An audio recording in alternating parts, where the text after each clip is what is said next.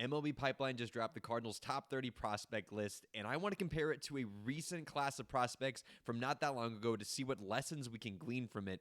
And lastly, we'll talk about the latest news and updates on the Lars Nootbaar injury as reported by the St. Louis Post-Dispatch.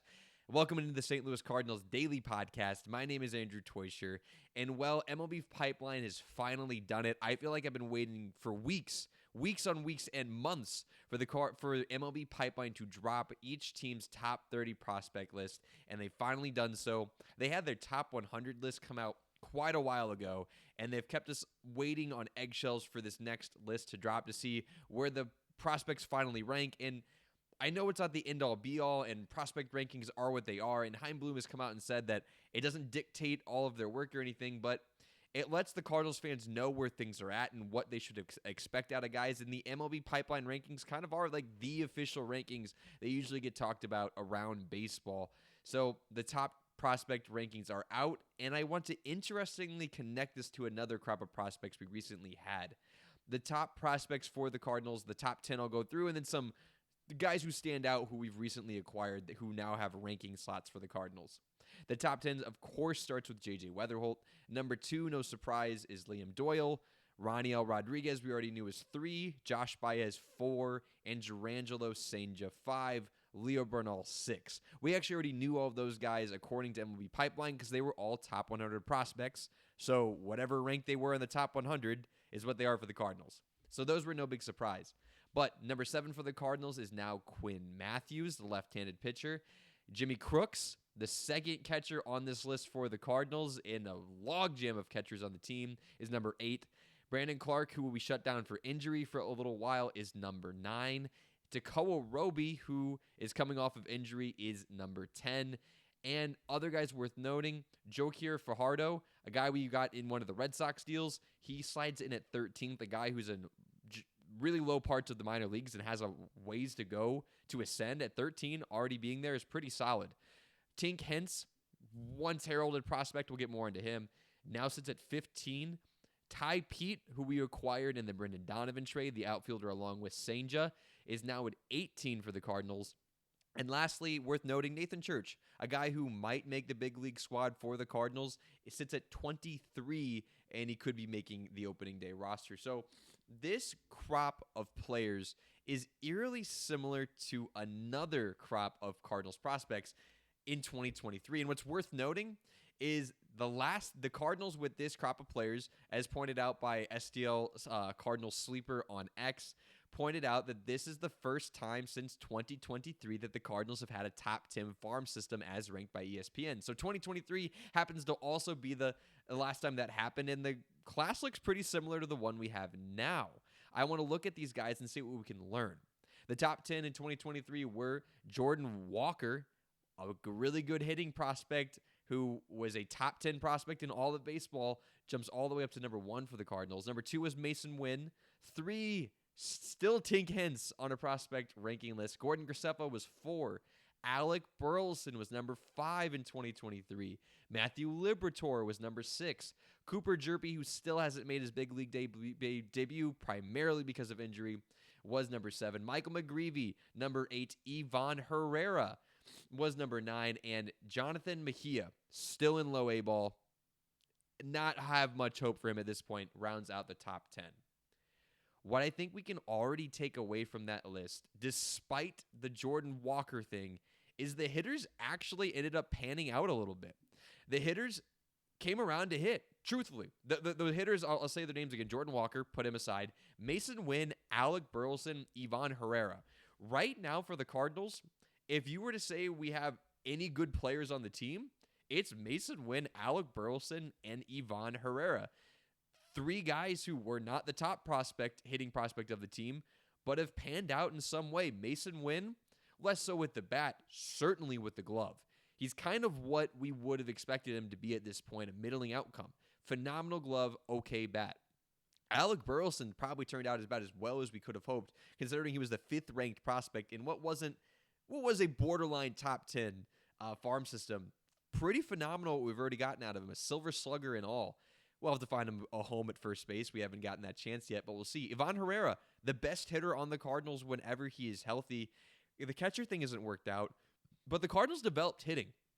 And it's kind of a surprise based on what the Cardinals were known for in a lot of the 2010s was not hitting. It was the pitching staff that we ended up developing that carried us to a lot of great seasons, including guys like Adam Wainwright and Lance Lynn being homegrown guys who really were the stars of the town for a little while. Obviously, along with some other solid hitters like Matt Holliday and Yadier Molina, but some of the homegrown guys, the best guys, were pitchers for a little while. But hitting became our thing, as you can tell from our core now. We have to address the Jordan Walker thing, because I know many people have already been saying this in my comments and other people's comment sections on social media. Hey, why get excited about this J.J. Weatherholt guy when we just know it's going to be Jordan Walker all over again? Obviously, we have a couple responses to that. One being that, well, it's a different regime, different development team, more resources are being poured into these guys, as well as Jordan Walker and J.J. Weatherholt's profiles could not really be more different while still being top prospects for the organization. Here's what I mean by that. Jordan Walker and J.J. Weatherholt right now are the same age. They are both 23 years old this year, and J.J. Weatherholt hasn't played Major League Baseball yet, and Jordan Walker has been in the big leagues. This will be since 2023. I know that age is just a number, and this is why many people are still holding out hope for Jordan Walker. But he was an incredibly young guy. He came up when he was 21 years old because he had an incredible spring training and one solid minor league season.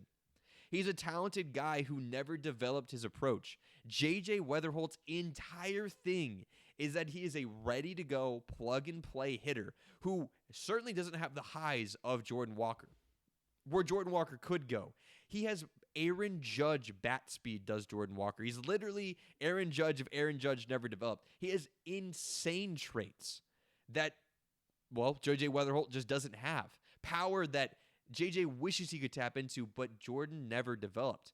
Jordan's best season in the minors was, again, at Double-A, where he almost had a 900 OPS, not even quite.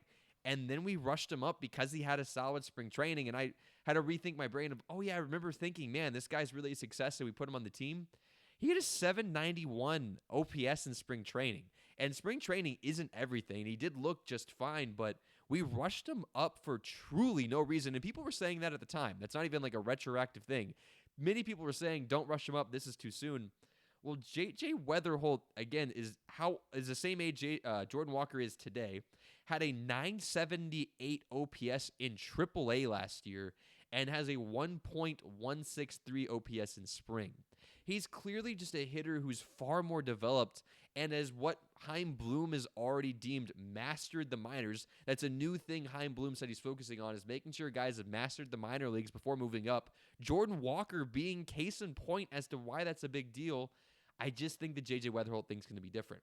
Now, because I hate myself and wanted to see pain, and why more people say we could be concerned about J.J. Weatherholt, I took a look at the previous top prospects for the Cardinals going back, starting with Jordan Walker, of course, before J.J. Weatherholt. Before that, Mason Wynn. This is the bright spot thus far. He wasn't your typical top prospect. It's kind of another guy hadn't graduated in after Jordan Walker did. But he was after Jordan Walker left that spot there. Dylan Carlson was the guy before those two dudes. Didn't pan out. Alex Reyes didn't pan out as the man before that. Before Alex Reyes was, for many, many years, the top prospect in the Cardinals organization. Steven Piscotty, top prospect. Didn't quite pan out. Had a couple of okay years. And before that, that was Oscar Taveras in 2014, and that's where MLB Pipeline really stops tracking there as much. So the Cardinals' top prospect has not been a place of great success. Let's hope JJ changes that. What really needs to be addressed, and why, truthfully, the Cardinals are where they are, is in that 2023 crop, those pitchers did not pan out. Those 2023 crop of pitchers were, again, Tink Hintz, Gordon Graceffo, Matthew Liberatore, Cooper Jerpy, Michael McGreevy. Liberatore has been the best one out of those guys as far as made the major leagues. He's the oldest out of them, which also makes sense as to that. But even Liberatore hasn't put together a good season yet, and the rest of the guys haven't played a full season in the big leagues yet. Michael McGreevy's come up for a little while. Cooper Jerpy's suffered injuries, so we can't blame him there. Tink Hintz, He's suffering injury, but the issue is that that's kind of his profile, is that we were afraid he wouldn't ever be able to keep up with his plus fastball because he's such a small guy. We've not found a way for our pitchers to be successful, and that's why the Cardinals are where they are this year. If two of those guys had developed and become firm parts of the rotation last year, the Cardinals make the playoffs. That's not even a hot take. We didn't have a terrible season last year. If the Cardinals we had some of the worst pitching in all of baseball last year. And because we couldn't develop anybody, we were using guys like Steven Matz and Miles Michaelis that we had to go get off the streets because we couldn't develop pitching anymore. What was a Cardinals strength became a Cardinals weakness, and now we're looking like we might be able to turn that around. We have great hopes that some of the guys in the top 10, like Liam Doyle, Durangelo Senja, Quentin Matthews, Brandon Clark, Tekoa Roby, could pan out, and they should pan out better. But that's going to be one of the big things Chaim Bloom has to address in this organization, is that we have not developed a starting pitcher since Jack Flaherty kind of took off and then didn't. And really before that, it was Carlos Martinez. The Cardinals have not developed pitching in a while, and it explains a lot why the Cardinals have not been successful in the big leagues in a long time. Let me know what you guys think about that. Do you have hope that we will actually develop pitching? Do you think we can develop hitting? To go back to the hitting real quick, look at that crop of hitters. Right now, Roniel Rodriguez, Joshua Baez, Leo Bernal, Jimmy Crooks. If two of those guys develop and J.J. Weatherholt becomes who we think he can be, the Cardinals lineup will be absolutely set. Again, it hinges on the pitching. Let me know what you guys think about all that in the comments below. Last thing I want to talk about real quick is Lars Nootbaar development of his injury as he's going through spring training. We heard a couple weeks ago that he needed to wait a couple weeks to see where he was with this injury because his double heel injury that he had, deformities in his heels, the surgery to correct it is just such a not a normal injury for a baseball player to have, so they weren't sure where he's at, and Derek Gould of the Post-Dispatch gave us an update saying, quote, "The Cardinals do not have a timetable for his return to games, and while remaining hopeful he'll appear in games before they leave spring training, the Cardinals are prepared for Nootbaar to begin the season on the injured list." We already knew about the beginning on the injured list thing. That's not too much of a surprise, but it's good to hear that Nootbaar has been getting in the cage and looks like he might play some spring training games before the season gets going. They'll let you know that Nootbaar really isn't that far away from making the opening day roster if he can hopefully get there. He won't make it, but he won't be far off from it. Hoping he'll be there, but not too late into April for the Cardinals. A left field position, which looks wide open and needs a lot of assistance. We're hoping Nootbaar gets back nice and healthy. They were saying that he's using the Traject simulated batting machine, so he's hitting. The real issue right now is running. He says, as soon as I can run in a straight line and not feel like I'm going to tear something, then I'll be ready to go.